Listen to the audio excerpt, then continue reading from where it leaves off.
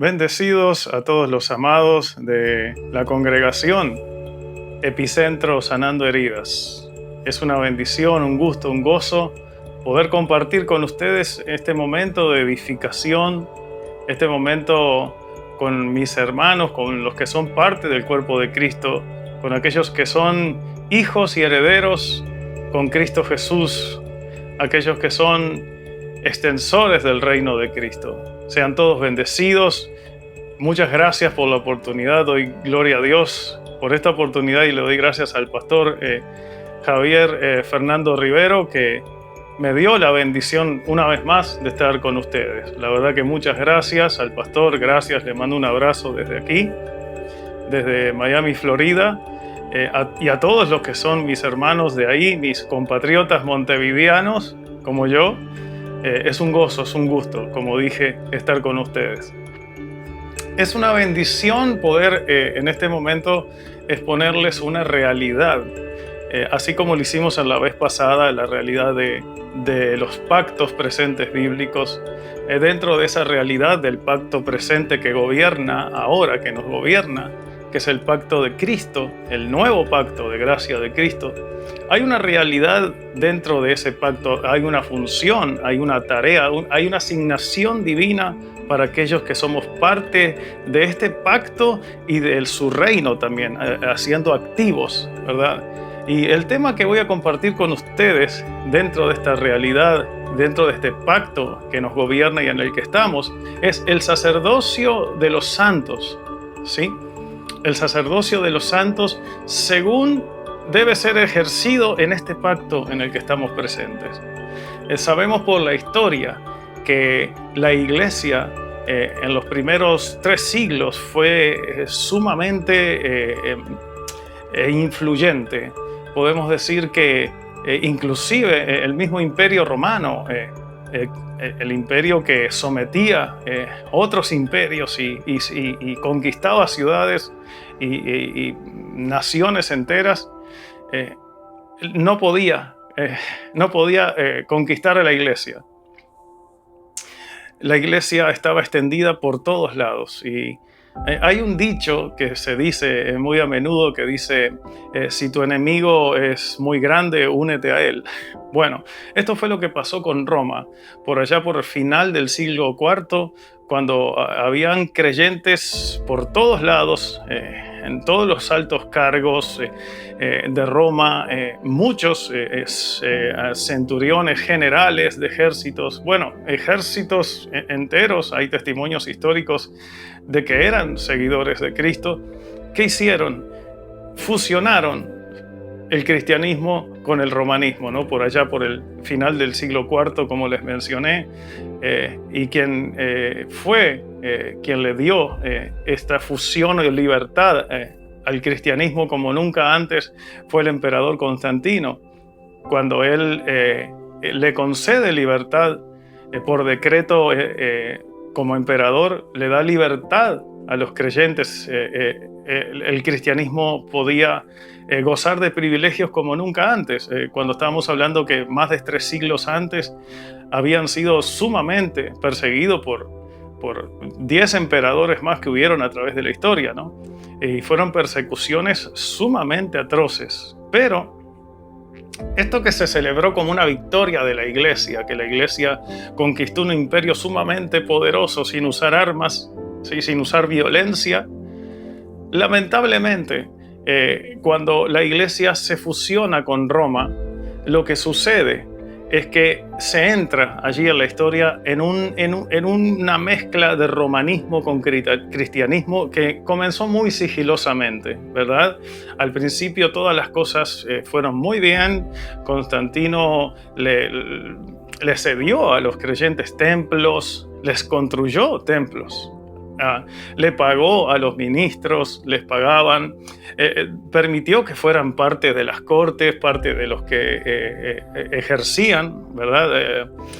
Las leyes, los cargos como juzgados.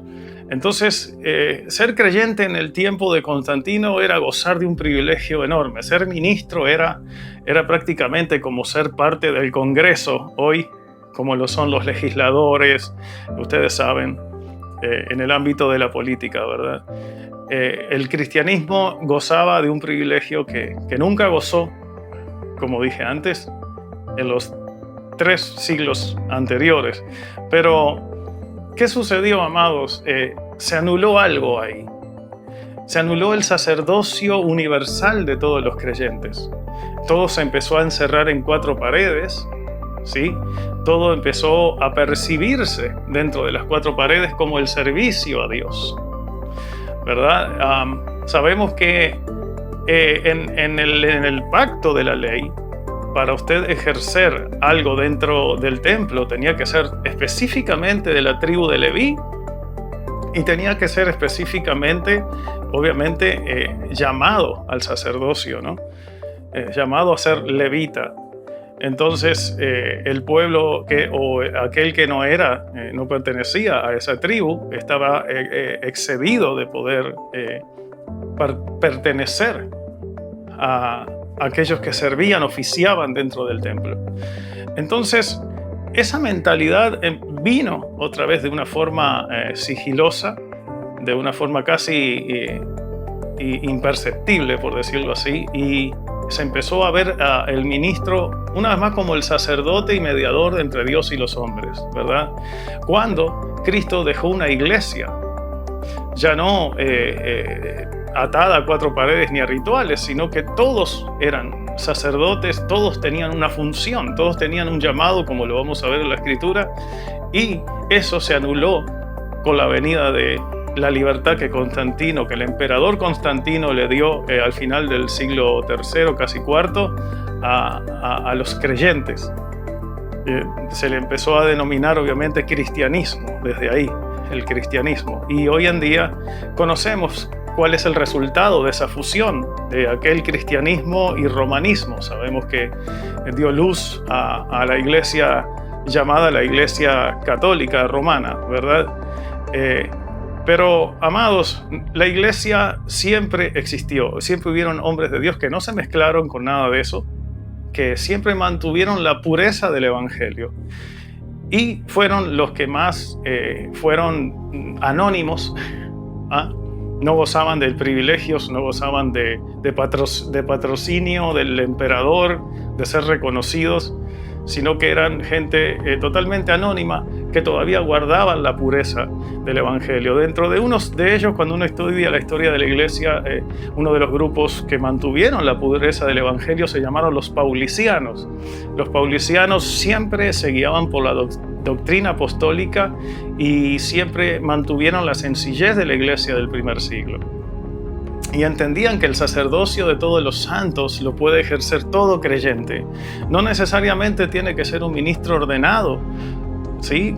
Con una credencial, con un seminario, ¿verdad? No estamos en contra de nada de eso, pero entendemos que el sacerdocio lo puede ejercer cualquiera aquí en el Nuevo Pacto. En Cristo todos nosotros somos sacerdotes en el Nuevo Pacto.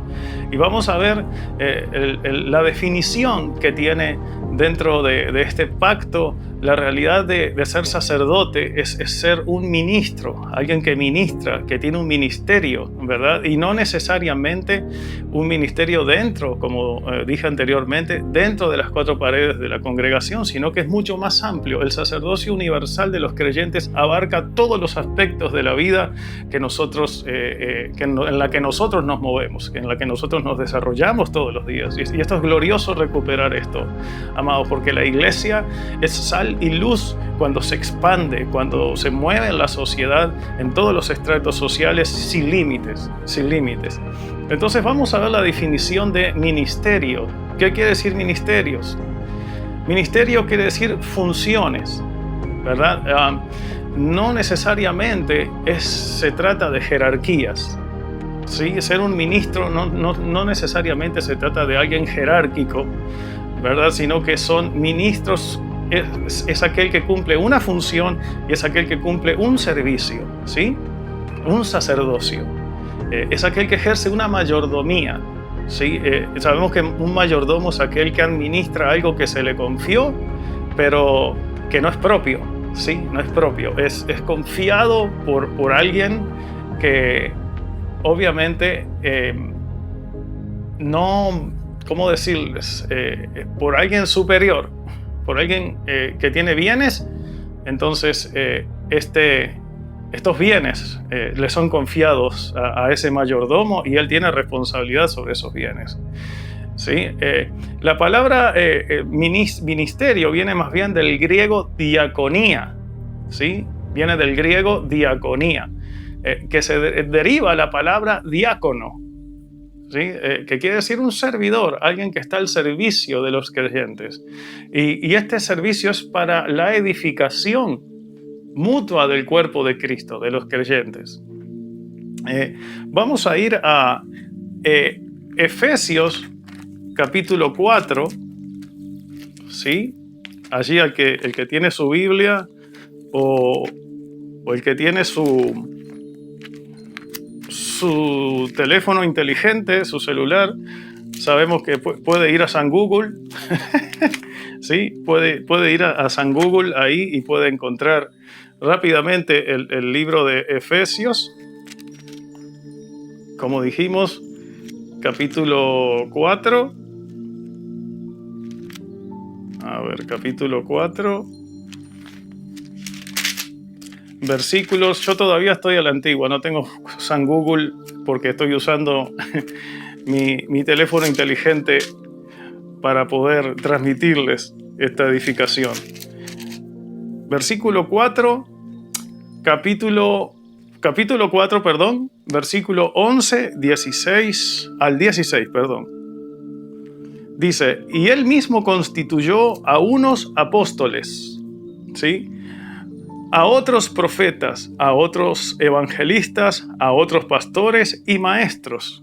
Dice, a fin de perfeccionar a los santos para la obra del ministerio, para la edificación del cuerpo de Cristo.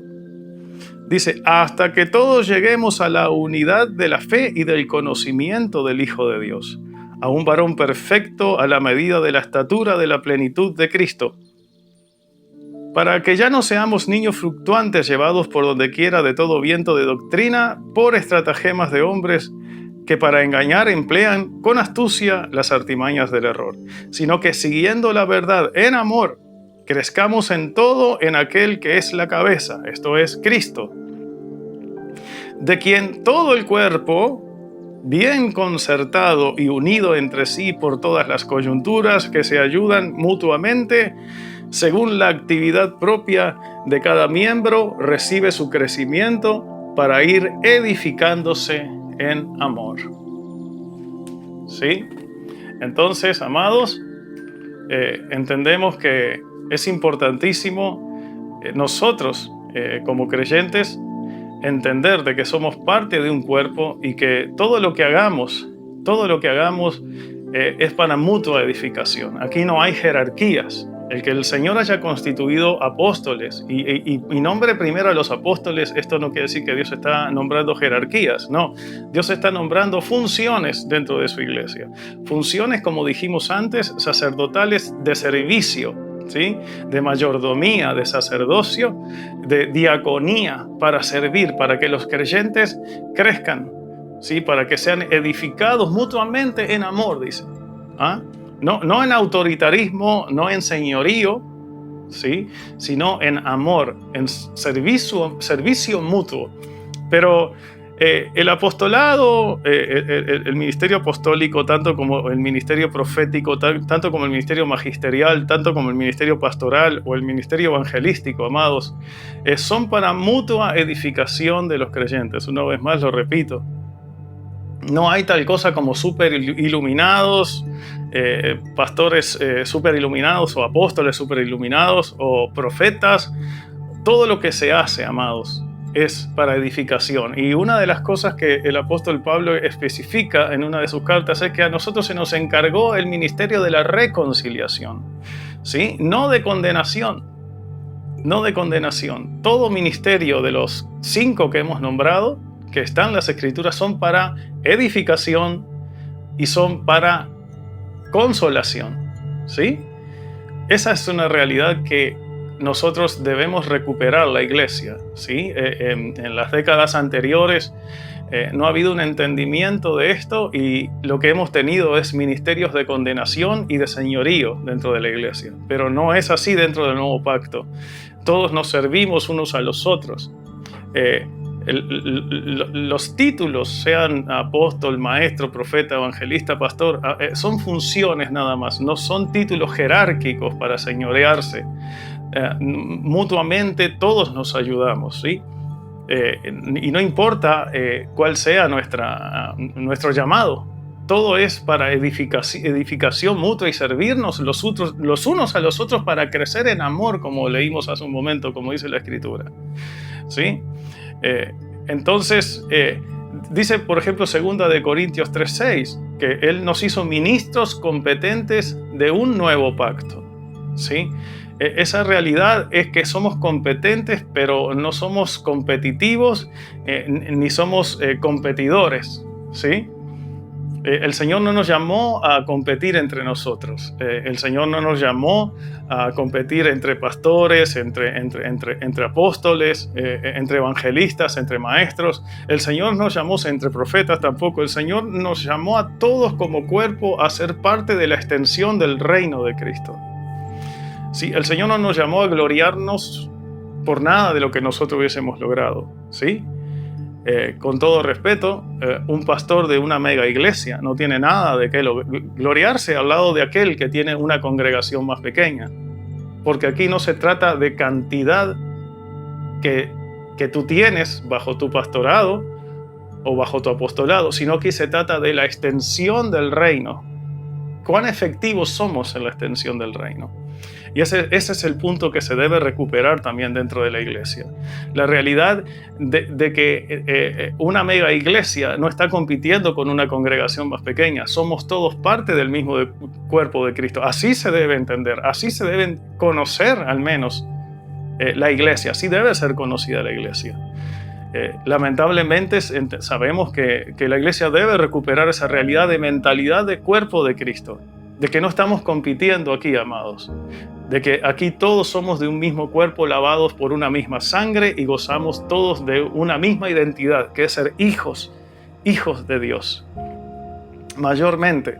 Algún día los ministerios se acaban, amados, cuando nosotros partimos de esta tierra, ¿sí? La identidad de apóstol se acaba. La identidad de pastor se acaba, la identidad de maestro se acaba, la identidad de profeta y de evangelista se acaba. Pero hay una identidad que nunca se va a acabar, amados. Y esa identidad es eterna y es la identidad de hijos, ¿sí? Nosotros somos hijos para siempre. Y como decía un pastor amigo mío, una vez hijos para siempre. ¿Sí? Entonces, esta es una realidad de que nosotros tenemos que recuperar, de entender como cuerpo de Cristo que no estamos compitiendo, sino que como somos competentes, estamos juntos extendiendo un reino. Y estamos juntos para cumplir el sueño de Dios. Hay un sueño que Dios se propuso en sí mismo cumplirlo en Cristo. Y está plasmado en las Escrituras. Y ese sueño es de extender el conocimiento de su gloria por toda la faz de la tierra. El sueño de Dios, el propósito, escucha, amado, el propósito eterno de la iglesia no es preocuparse todo el tiempo por ganar más gente, por tener más gente. Gloria a Dios si viene gente, gloria a Dios, bienvenido, y el Espíritu Santo se encarga cada día de traer, de agregar, ¿sí? De sumar a los que deben ser salvos. Claro que sí. Ahora, nuestra tarea principal es extender su reino, llenar la tierra con el conocimiento de la gloria de Dios. Esa es la tarea de la iglesia, dar a conocer la gloriosa verdad de Cristo aquí en la tierra. Los resultados no deben ser nuestra preocupación, ¿sí? Nosotros no somos los que provocamos resultados. Nosotros sencillamente cumplimos el llamado, el ministerio, el sueño que Dios se propuso en Cristo, como lo dije. Lo ejecutamos llenando la tierra del conocimiento de Dios, y ahora vamos a ver cómo lo vamos a hacer, ¿sí? Y los resultados los trae el Señor, no nosotros.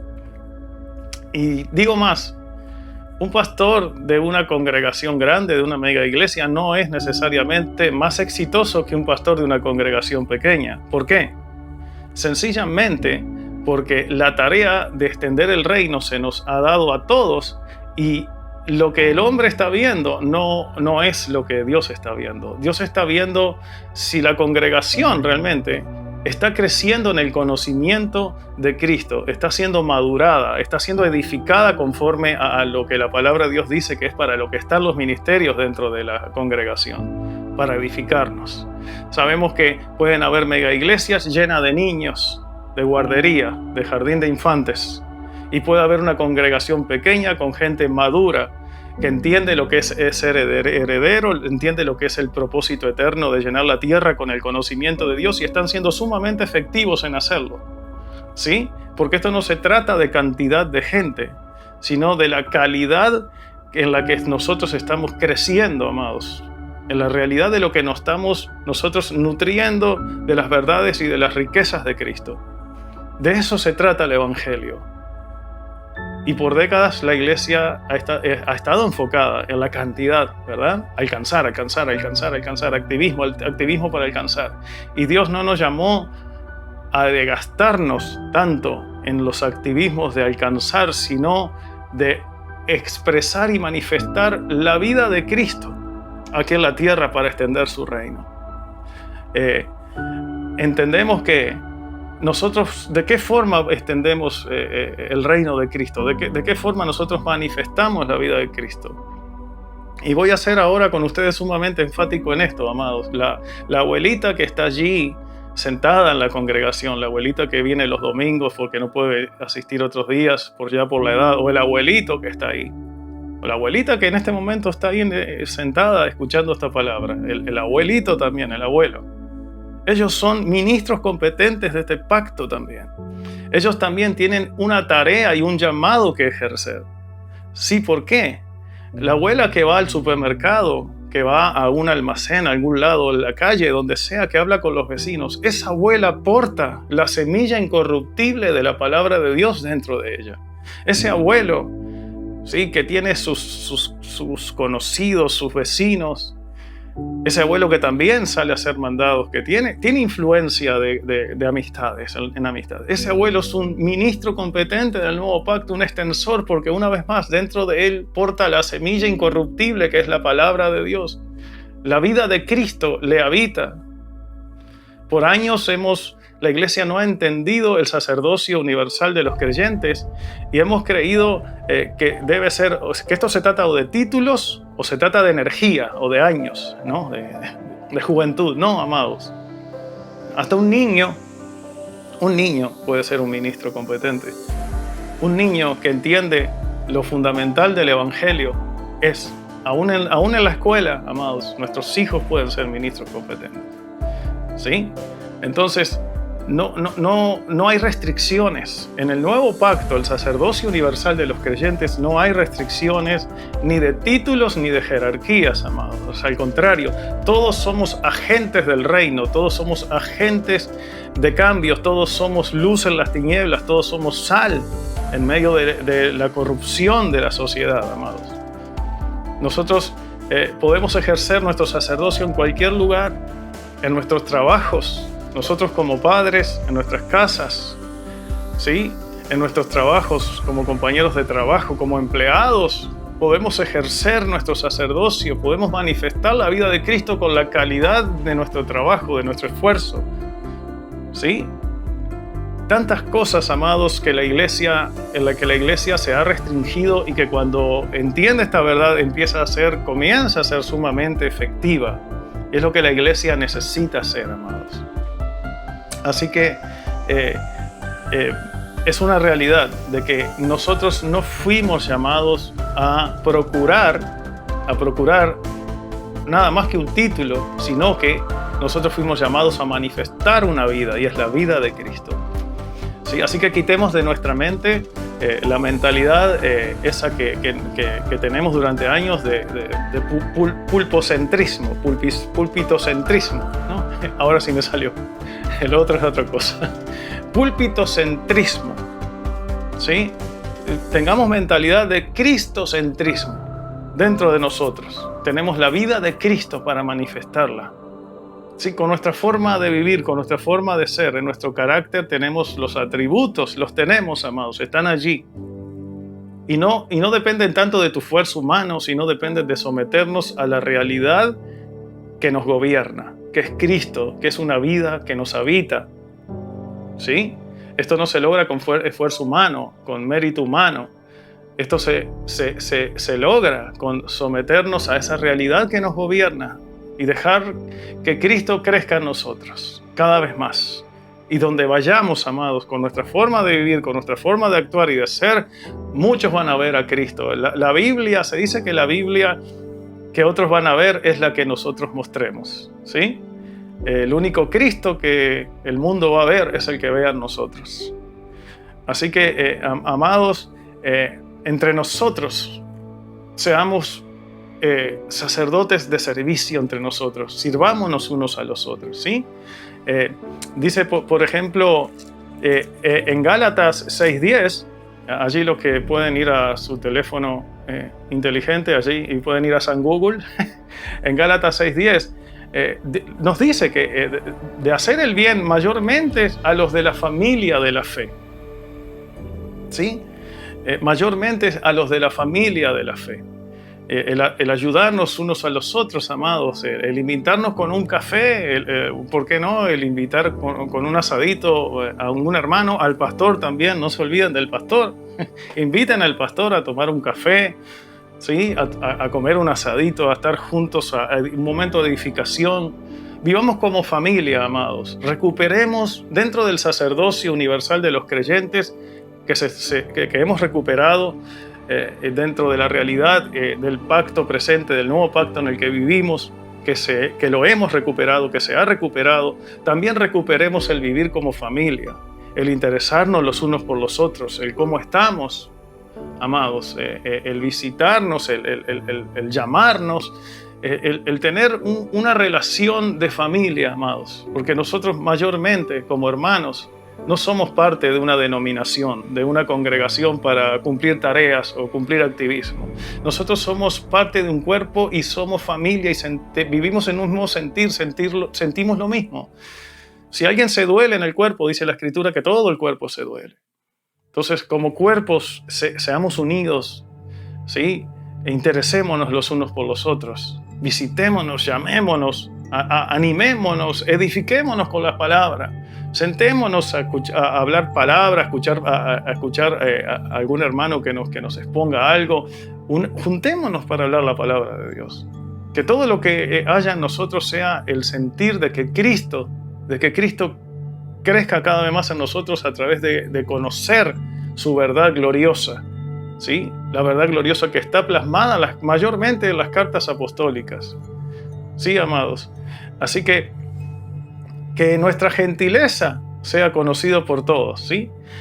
Vamos a dar un breve vistazo allá en el libro de Hechos, amado. A mí me encanta leer esto porque no hay testimonio más certero de cómo debemos vivir como familia en Cristo. Y yo sé que es algo muy conocido por ustedes, pero es bueno volver a verlos. Es en Hechos 2, Hechos capítulo 2, versículo 46 y 47. Dos versículos sumamente conocidos, pero qué importante volver a esto, hermano. Dice, y perseverando unánimes cada día en el templo y partiendo el pan en las casas, comían juntos con alegría y sencillez de corazón. Qué importante esta realidad de que iban al templo. Y muchas veces lo que no entendemos aquí, que ellos iban al templo después que fueron transformados por la vida de Cristo. Ellos no iban al templo a cumplir ritos, ceremonias. Amados, ellos ya entendían que todo eso había pasado. Ellos entendían ahora que Cristo había hecho el verdadero sacrificio. Pero ellos lo que iban era a dar un testimonio de esa realidad. Muchas veces fastidiaban al sistema sacerdotal de aquel tiempo y se sabe, inclusive sabemos por la vida de Pablo, que muchas veces esto generaba grandes escándalos, ¿no? Bueno, en el caso de Pablo hasta lo apedrearon, ¿no? Gloria a Dios que no lo mataron, pero estuvieron cerca. Pero ellos iban al templo, muchos creyentes creen que iban al templo a cumplir ritos. Y no, amado, todo eso se había terminado, ellos ya lo entendieron, lo entendían, pero iban a dar testimonio a ese lugar, ¿sí? De la realidad que ahora vivían en Cristo, que Cristo había realizado. Y dice que comían juntos con alegría y sencillez de corazón, ¿ven? Con alegría y sencillez de corazón comían juntos, amados. Esto es mostrar lo que es familia, lo que es ser familia. Estar juntos siempre, unánimes, como dice aquí. ¿Ah? Partían el pan en las casas y comían juntos con alegría y sencillez de corazón. Dice el 47, alabando a Dios y teniendo favor con todo el pueblo. Y el Señor añadía, ahí está, cada día a la iglesia los que habían de ser salvos. ¿Qué hacía la iglesia, amados? Vivían como familia, vivían unánimes. Eso manifestaba la vida de Cristo. Eso lo veían aquellos que estaban en el legalismo, todavía en el sistema de la ley, aquellos que estaban todavía guardando las normas, los preceptos, los mandamientos del viejo pacto, aquellos que todavía estaban bajo los ritos del viejo pacto. Ellos veían la vida de los creyentes y podían ver un contraste de vivir como familia, que se amaban unos a los otros. Eso era sumamente atractivo, amados. Y la gente venía por sí sola, porque el Espíritu Santo los añadía, porque veían el testimonio que los creyentes ejercían como sacerdotes, se servían unos a los otros. Eso es lo que quiere decir. Aquí está el sacerdocio universal de los creyentes manifestado aquí en estos simples 2 versículos, amados. Aquí nomás hay mucha tela que cortar. Se servían unos a los otros. Eso es lo que quiere decir de comer juntos con sencillez de corazón. Servirse los unos a los otros. Esa es una realidad que los creyentes debemos otra vez recuperar. Estar juntos. Si hay una actividad que realizar, gloria a Dios, claro que sí.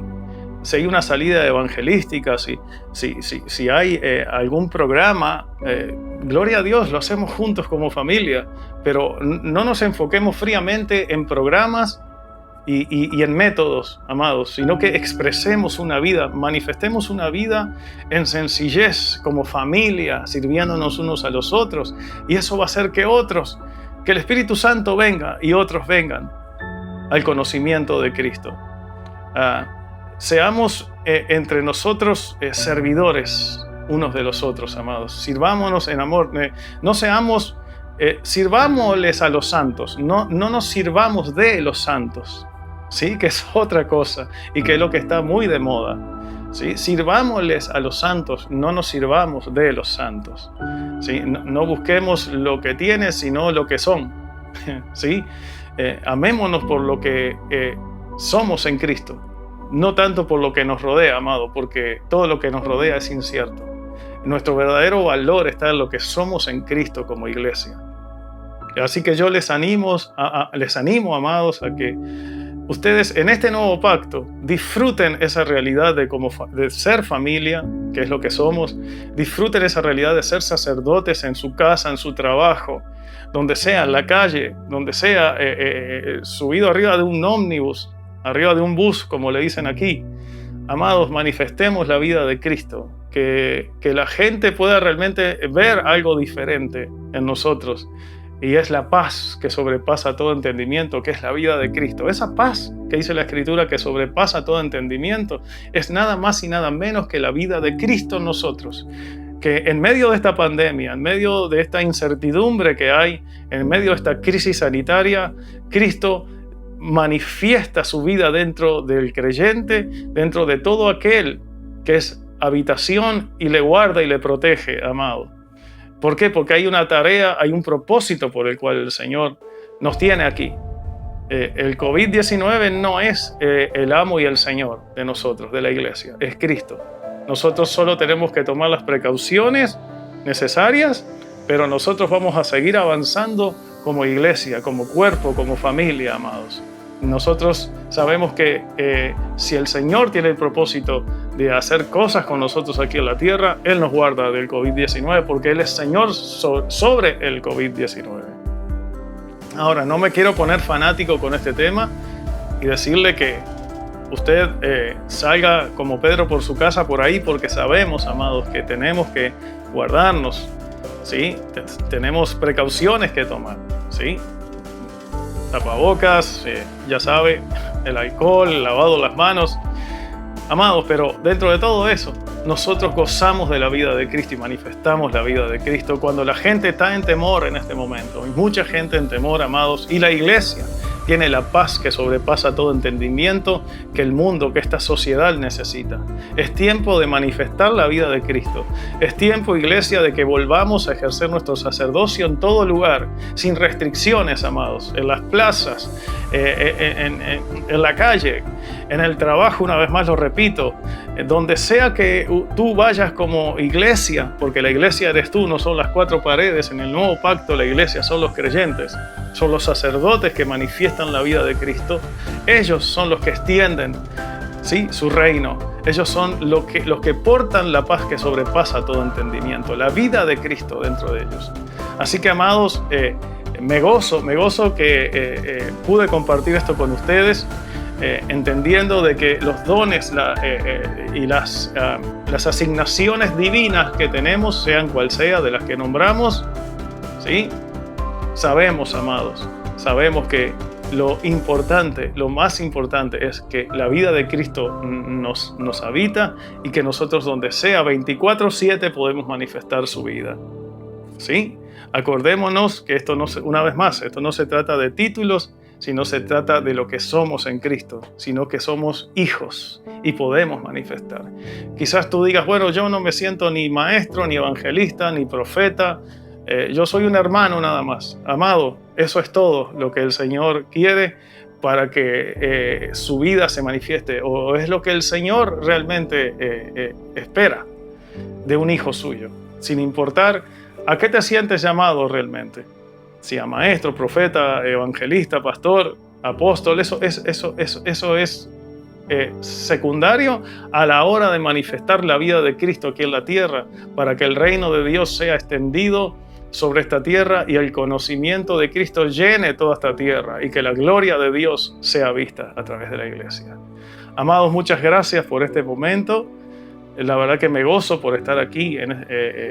Espero que no sea la segunda también, ni la última. Estamos para servir y hay mucho para ministrar, hay mucho para dar a entender, hay mucho para dar a conocer, pero creo que hasta aquí ha sido suficiente para que entendamos que somos portadores de la vida de Cristo, extensores de su reino, y que nada nos puede detener, nada más que lo que nosotros nos podamos imponer en nuestra mente, porque en Cristo ya Cristo nos ve a nosotros como aquellos que tienen todo el potencial, que portan su misma vida para que su vida se manifieste donde quiera que nosotros nos movamos.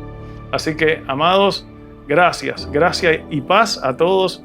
Gracias a esta hermosa congregación de compatriotas, Epicentro Sanando Heridas. Y sabemos que el Señor nos lleva cada vez de gloria en gloria. Y el Señor nos va a llevar cada vez a más. ¿A fin de qué? A fin de que su propósito eterno, o sea, su sueño de llenar toda la tierra con su conocimiento, sea realizado a través de la iglesia, a través de tu vida y de mi vida. Gloria a Dios, bendecidos a todos y hasta la próxima. Gracias, amados. Gracias y paz.